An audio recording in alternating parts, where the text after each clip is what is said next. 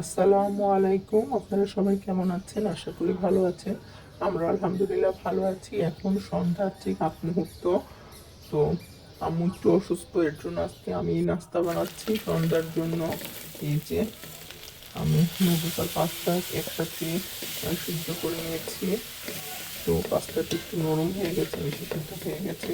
তো এই যে আজকে আমি নাস্তা বানাচ্ছি আমাদের 3 ভাইয়ের জন্য। এই যে পাস্তা রেডি হয়ে গেছে, আর একটু কফি বানিয়েছিলাম। তো এই যে আমি এখন সন্ধ্যার নাস্তা খাচ্ছি। সন্ধ্যার নাস্তা খাওয়া শেষ হলে পড়তে বসবো।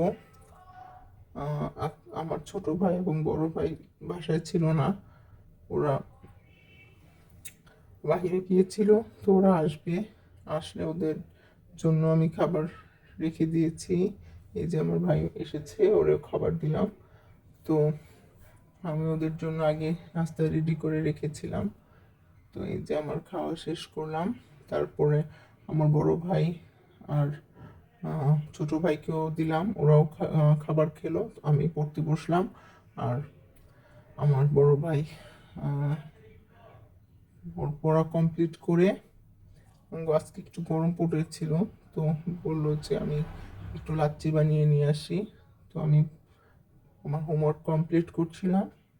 তারপরে আমার বড় ভাই আর ছোট ভাই মিলে লাচ্ছি বানিয়ে আমার জন্য নিয়ে আসলো।